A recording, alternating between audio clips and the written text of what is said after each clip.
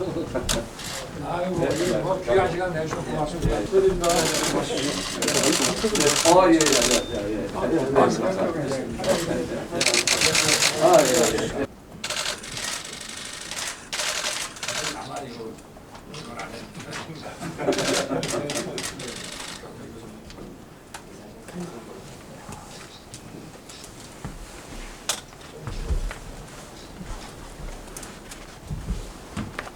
자.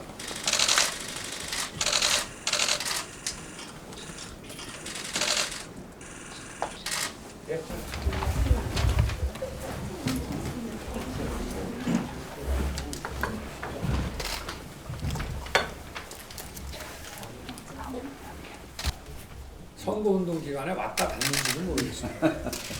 뭐 몇 번 PCR을 하긴 했는데 우리 이제 뭐 이양수 대변인도 코로나 걸리고 뭐 또 저 우리 그 홍보 담당하던 누구야 김수민 본부장. 네, 보훈부장도 걸리고 그랬다 그래서 저도 이제 뭐 누구 또 만나야 되니 할 수 없이 이제 검사를 했는데 아마 그럴 때 보면 목이 좀 이렇게 불편할 때 이게 하도 저 유세하고 다녀서 그런 거려니 하면서도 코로나 아닌가 싶기도 하고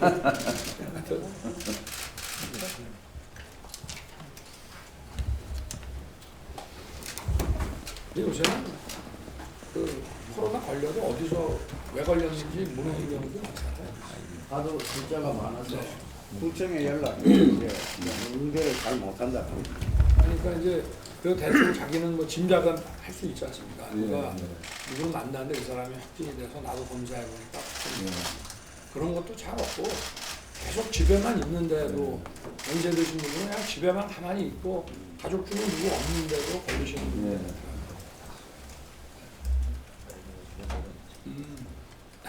그렇게 자연스럽게 허는데 어색하게 자꾸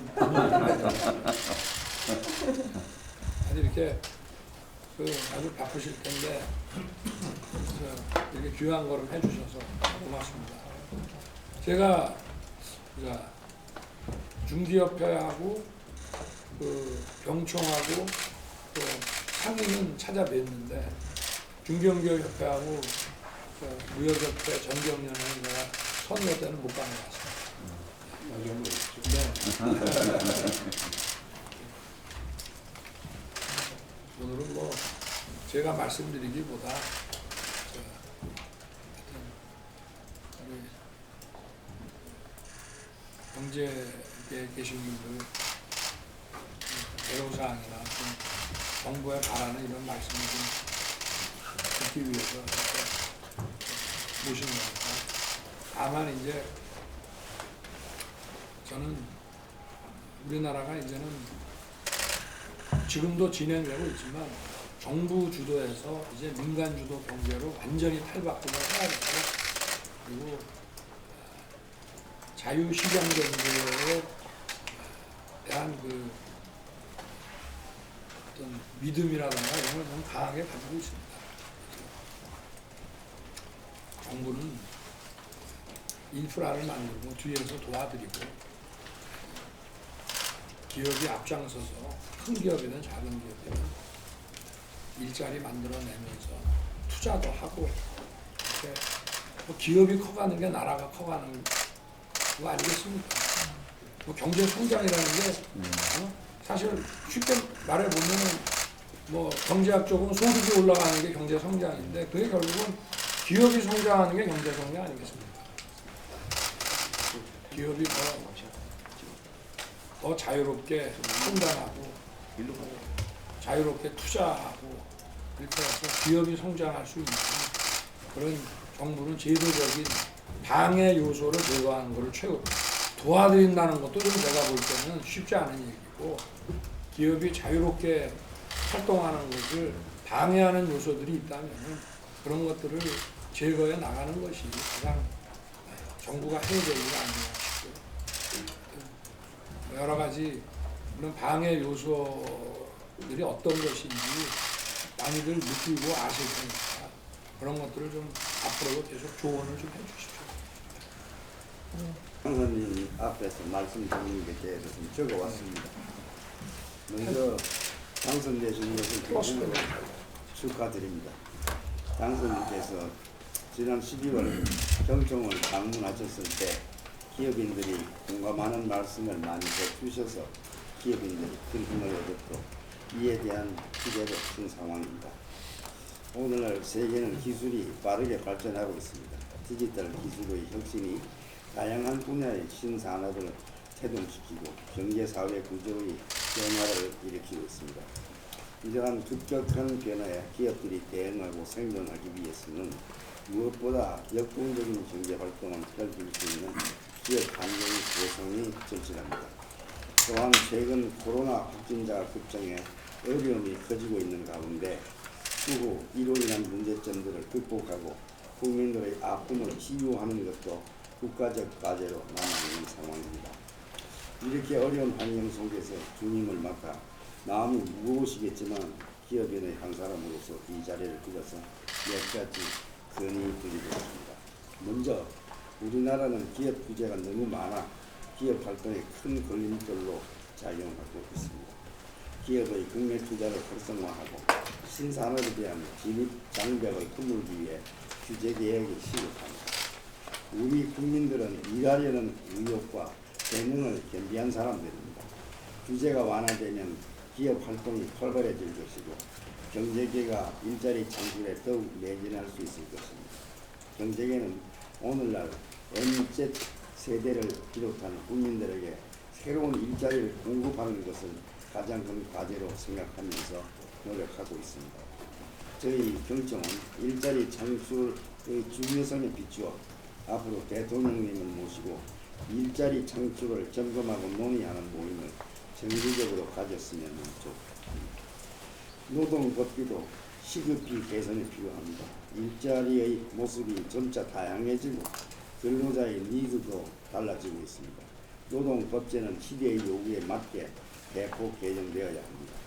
더욱 걱정스러운 것은 우리 노사관계 풍토입니다. 우리나라는 갈등의 노사관계가 국가 경쟁력의 발목을 잡고 있습니다. 국민 현장은 공권력 집행이 과감히 이루어져야 합니다. 노동개혁은 더 이상 미룰 수 없는 과제입니다. 노동개혁이 이루어져야 국가 경쟁력이 높아지고 해외로부터 투자도 많이 들어오게 될 것입니다. 일자리도 더 많이 만들어질 것입니다. 새 정부가 적극적으로 힘써주시기를 부탁드립니다. 최근 산업 안전의 중요성이 강조되면서 기업들이 재예방에 많은 노력을 기울이고 있습니다만 처벌 중심의 중대재해처벌법으로 기업인들의 걱정이 많은 것도 사실입니다. 중대재해처벌법을 현실에 맞게 수정하고 대신 재해 예방 활동이 대폭 강화되어야 할 것입니다. 그간 당선인께서는 기업의 창의와 혁신을 통한 경제 성장과 일자리 창출의 중요성을 강조해 오셨습니다. 앞으로 자유로운 경제 활동과 기업과 정신이 존중받는 기업하기 좋은 환경이 조성될 수 있도록 노력하여 주시기를 부탁드립니다. 우리가 한 단계 더 도약하기 위해서는 여러 분야의 계획이 반드시 필요합니다. 하지만 계획에는 많은 어려움이 따르는 것입니다. 당선인께서 이러한 어려움을 잘 극복하실 것으로 믿고 있습니다. 높이 평가받는 대통령이 되실 것으로 믿습니다. 경청은 다양한 현안들에 대해 새 정부와 적극 소통하고 협력해 나가겠습니다. 다시 한번 바쁘신 일정 중에도 귀한 시간을 마련해 주신 당선인께 깊이 감사드립니다. 법적 정의학에서 법적인 그런 단체가 된 지는 중견기업 연합회가 2014년입니다.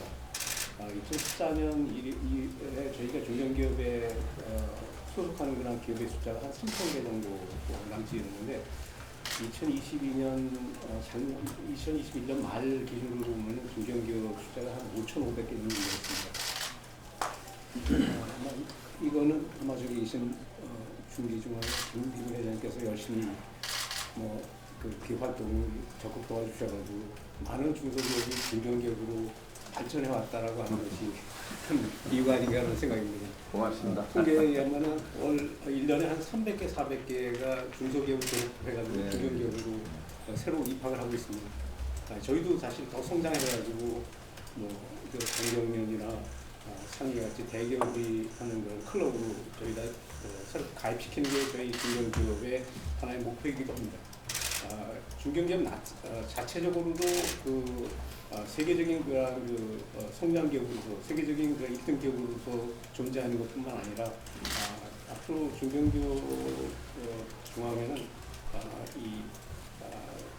지금까지 자기 성장을 한 것뿐만 아니라 벤처회사라든지 중소기업이라든지 이런 저희보다 좀 더 작은 기업들의 성장에도 중견기업은 가입시키는 노력을 하겠습니다. 며칠 전에 저희가 벤처협회 회장님하고 MOU를 했는데 이제는 중견기업 중에서 전통적인 제조업을 하는 그런 기업들은 사실 성장의 한계를 느끼는 기업도 많습니다. 그러한 기업들은 새로운 기술, 새로운 어떤 인력, 새로운 그런 시각이 필요하기 때문에 그러한 기업들은 지금같이 시장 상황에서는 작은 벤처회사들, 그 다음에 뜻이 있는 그런 젊은 기업인들의 창업하는 회사, 이와 같이 어떤 코업을 하는 것이 굉장히 중요합니다. 앞으로 중견기업 연합회를 중심으로 해가지고 벤처회사와 중소기업의 성장에 좀 저희는 가해층 노력하고 힘을 기울이도록 하겠습니다. 더불어 대기업들하고도 성장할 수 있는 여러 가지 방안에 대해서도 훨씬탄하게 대화를 하고 나아가서 국가 경제 발전을 이루어가도록 하겠습니다. 시장 경제를 바로 세우겠다. 일하는 사람이 더욱 잘 사는 나라 만들겠다. 그 말씀이 이튿날 신문에 다 헤드라인으로 나오면서 중소기업들도 굉장히 기분 좋아했습니다. 그러나 이제 현실적인 사항들은 좀 안 좋은 얘기가 좀 있을 수밖에 없는 것 같은데 2003년도에 양극화 지수가 시작이 돼가지고 지금 금년도가 코로나 위기도 있지만 가장 많이 벌어진 그런 상황이 아닌가 이렇게 생각이 들고 이 양극화 해소가 가장 경제 해결해야 될 과제가 아닌가 이런 생각이 듭니다. 지금 대기업이 돈을 많이 버는 거는 저들도 참 좋지만 대기업 대 중소기업의 매출 수준을 보면은 한 52대 48 이 정도로 반반 정도 되는데 대기업이 0.3%의 대기업이 수익의 57%를 가져가고 99%의 중소기업은 수입의 25%밖에 못 가져갑니다. 결국에는 대기업의 근로자들은 월급이 560만 원 되고 중소기업 근로자는 2분의 1도 안 되는 월급을 받게 되니까 중소기업은 저성장급에 빠지고 결론적으로 양극화에 대한 부분들, 중소기업에는 젊은 근로자도 안 오고 이런 부분들의 문제점이 많이 있는데 이런 부분들을 어떻게 해결을 하느냐 이 부분들에 대한 사항에 그것이 가장 큰 문제가 아닌가 생각이 들고 선거 때도 그런 거에 대해서 토론도 했습니다. 사실은 이제 소위 납품단가 연동제를 만들자. 사실 여기 상생위원회를 만들어야 되겠다 이런 여러 가지가 있었는데 이 연동제 같은 경우에는 지금 여야가 다 같이 하자라고 지금 국회 산업위에 있기 때문에 이 부분들은 문제가 별로 안 될 것 같은데 대기업이 중소기업과 정말 이익을 공유하는 트래픽 쉐어링이라든가 이런 부분들에 대한 사항들이 제대로 좀 이루어졌으면 좋겠다. 이 부분들은 대기업과 중소기업이 잘 하자고 하고 그 다음에는 잘 안 되는 경우가 사실 많이 있거든요.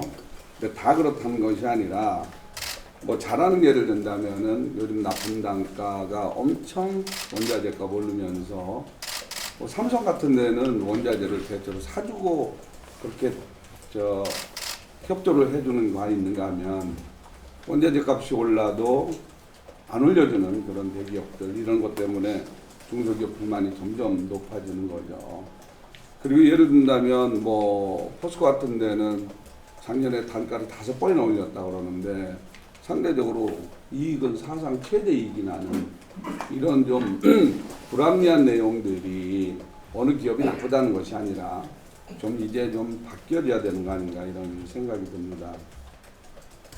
그리고 이제 정부 조직법 때문에 중소기업계에도 어떻게 변하느냐 이런 얘기들이 많이 있는데 이거는 조직은 좀 바뀌는 게 맞는다고 생각이 듭니다. 왜 그러냐면은 하나 예를 든다면 아까 얘기했던 뿌리 산업, 전통 제조업에 대한 부분들이 우리나라 인력을 가장 많이 책임지고 있는 뿌리 산업인데 이 뿌리 산업은 중소기업 99%가 중소기업 부에 있는데 이게 뿌리 산업에 대한 정책은 산업부가 합니다. 또 거기를 밑받침하는 연구개발을 지원하고 있는 생산기술연구원은 또 과기부에 있어요.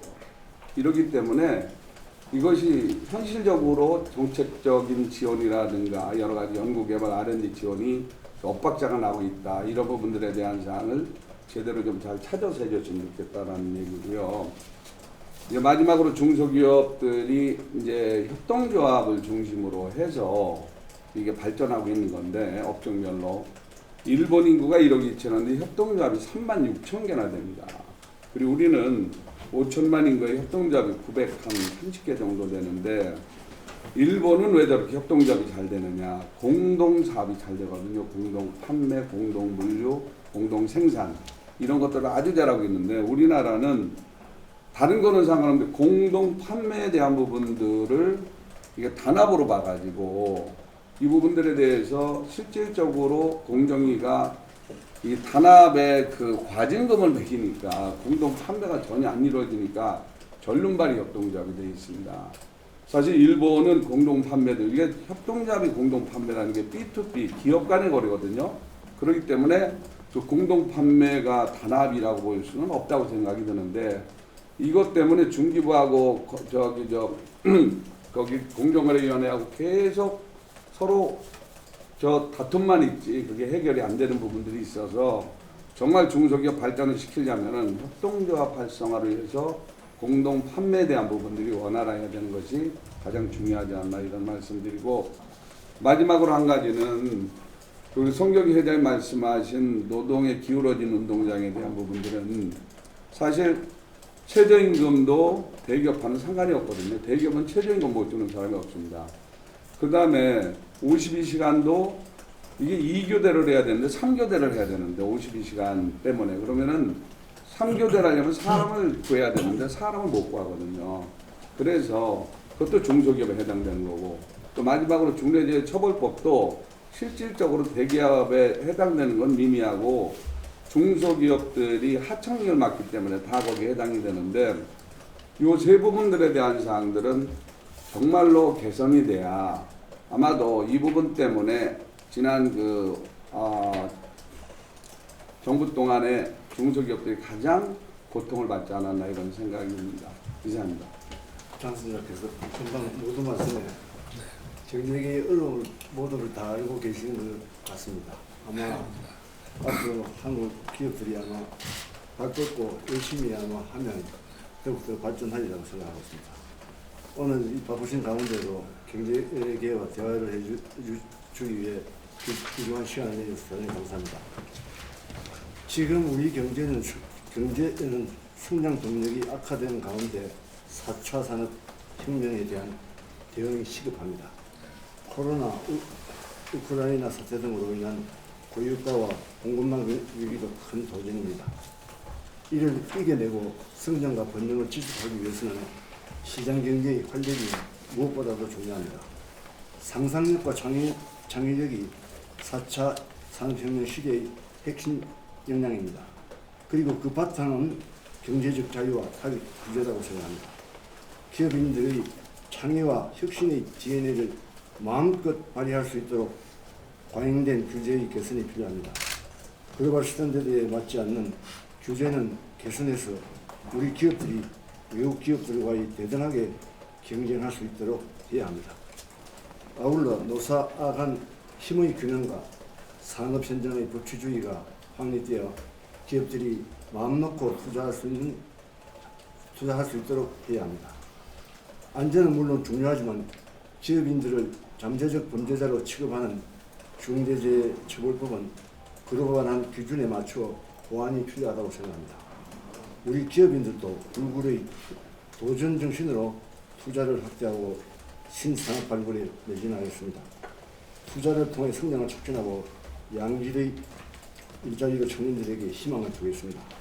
또한 경제계는 경색된 한일 관계를 개선하고 미국, EU 등과의 협력 관계를 강화함에 있어서 역할을 다하고자 합니다.